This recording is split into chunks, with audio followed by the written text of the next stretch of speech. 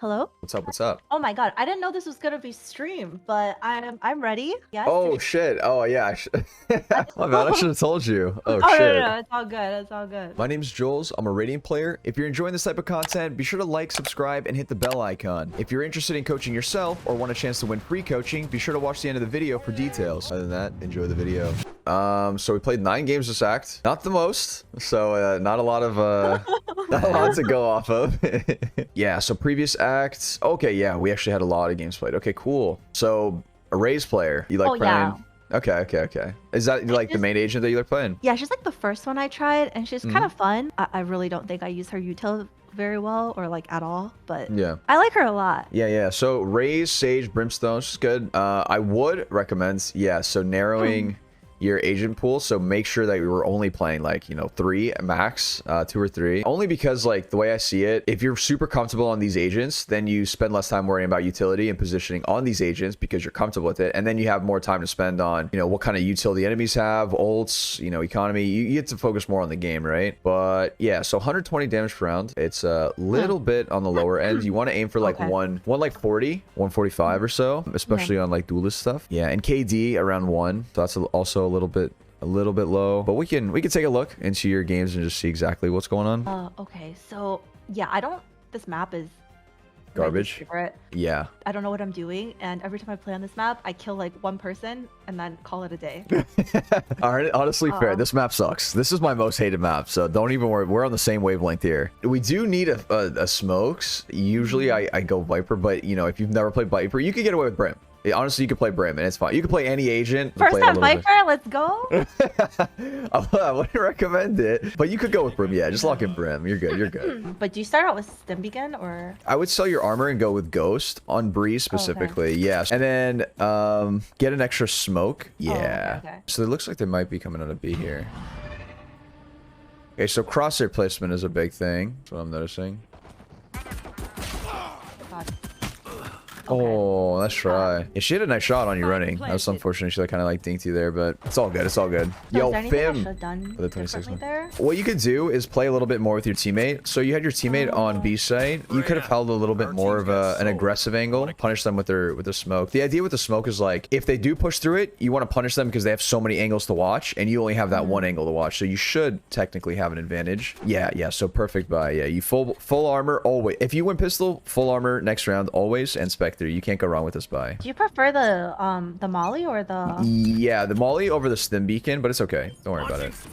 Yo, 6 with the primer, R2 with the primer. One thing we could do, so with the Spectre, especially with a longer range, we could do like bursting and strafing. Like we'll take a couple shots and then strafe while the recoil resets. Yeah, so because we lost, well, your team is buying. Yeah, so we'll go Spectre, light armor. Yeah. Can I just buy a Bucky? I mean, you can, yeah. But if they don't come B, yeah, it's a bad idea. They'll come, trust. Okay, then do it. You could do this, but just understand that this is a gamble, right? Like if they don't come B, we're doomed. Yeah, it's a bit doomed. The hunt begins. Smoke's down. Wait, was that a double smoke? Am I tripping? All good. Yeah, accidental double smoke. Oh. They can't see me like this, right? No, yeah. If you just kind of. Okay. Oh, you got one. You got yours. Oh, you got yours. The first shot. It's okay. Listen, you got him. You got him. Okay, yeah, we still got it. Yeah. But you got yours. You got yours. That's how you always need to think about it, right? You got yours, so you're chilling. You did your part. I actually think that was probably best case scenario. I was worried they're gonna take like longer distances and it would be really hard to get one. But I would not buy armor. So when you're saving, don't buy any armor. You could probably get away with like a shorty or a sheriff. I would, you could go with a shorty. I like that. And then you can get utility. Yeah. So the idea with saving is like you could buy utility, but I would not look to use too much. So use one smoke here, and that's fine. Just go in it. Yeah, exactly. Yeah. Play like a rat. Okay. Yeah. Absolute rat. Looks like they're running back. You might be able to walk up. Yeah, walk up into them. Yeah. You have a timing. You can maybe get that gun. I should just get the gun. Yeah. Okay. So crosshair placement. Oh, one person. Oh, wow. One thing too is so with crosshair placement, you want to make sure that you're aiming at like head level always, right? Am I aiming like at their crotch? Yeah, a little bit. Okay. Yeah, a little bit. Our eyes are a little bit down below. I think we have to just, you know, eye level. Yeah, so the way I always see it is like your crosshair is basically like an extension of your eyes. So like wherever your eyes are looking, your crosshair should be looking. Always like head level, head level, head level. I think going here. Yeah, you could walk through this. Yeah. One's gonna be here. Be careful, your smoke's about to drop. Nice, nice, nice. So we kind of gave him. Right? Yeah. I mean, one was B, so they. Yeah, they could be in B. Yeah. I like that we're not reloading at least. Nice. Okay. Nice retake. Oh my god. Nice job. You did it. You guys did it. I think I'm alone here. Yeah. Let's try playing a bit closer. So let's smoke and then just like, yeah, this is good. Nice. Okay, you got yours. You got yours. The way I see it is like, you know, you had a bulldog, they have a vandal, and if you take those trades, that's good, right? Like you came out on top there. Kind of weird that your team's kind of just like, you know, one rounds they have like 3 on B, one round they have like 4 on B or an A. I don't know. They kind of like all over the place. Not really used to it because like usually I play with like, I don't play with 4 strangers. Right. No, yeah. Usually playing with friends or something, and everyone's calming We're and talking. Yeah. Honestly, solo queuing in Valorant is not the most fun. I won't lie. Spike planted. You got it. Oh, I should have checked that, right? Yeah. At least you're noticing it though, right? Like that's the biggest thing, especially with learning new games, right? Which, you know, this is something I've always done. Every time I die, I'm always like, okay, what should I have done differently? What's my mistake, right? And then it's like, you know, if you do that enough times, like let's say you don't clear that angle enough time, like 3 times in a row or something, you're like, okay, now I know, right? Because I made it like a mental note after dying. Right. So. Like, would you ever smoke here?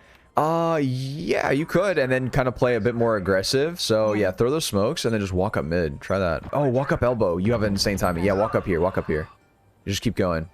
Yeah. Yep. Oh my god. You're good. You have your ult this round. So use it real quick. Like there? Yeah, that's fine. Oh. Nice. Oh, nice try. 2 there. 2 there and a half. Smoke's down. Nice. Gotcha. Nice. Okay. Oh. Yeah, there's 2 more there. Oh. Okay, I should have looked. I just didn't, for some reason, I just didn't think like there could possibly be more people here. No, you're good. I mean, they rotated super quick. Yeah, I was surprised there would be 4 there because like you killed 2 and there's 2 more tunnel. I wasn't expecting that either. Yeah, this buy is gonna suck. All right. I guess we go Spectre, light armor, and let's get a couple smokes. Yeah. All right. Let's try drop them bomb. Then we're gonna smoke for them, but we're gonna walk up elbow instead. Yeah, we trade this maybe. Nice. Okay. Let's fall back though. Let's go back towards our team with the bomb. Let's go into speed sight now, I think. Yeah. So we get a kill, we reposition, right? That's like the big thing. So we have numbers here. Let's tuck a little bit, right? Let's just chill. No need to get aggressive, you know? 1 enemy remaining. Nice. Nice job. By not playing aggressive there, right? Like they have to come to us and we take that advantage, right? Now it's like, okay, they have to clear all these other angles, focus on so many different things, and then we get the jump on them basically. Usually like after you get 1 kill and they know where you are, we got to reposition, right? We can't just like get 1 kill, keep holding W and try and look for more because they're going to be expecting it, you know? So what I usually do, I'll get a kill and then I'll kind of fall back and just reposition completely. Okay. All right. That way it keeps them guessing, right? They're like, oh, are they going to be pushing me this way or, you know, where are they? Okay. Well, they just TP now. So. Oh, I was kind of far off. All good. It was fine. yeah. Lost, but I gained infinite knowledge, so it's like.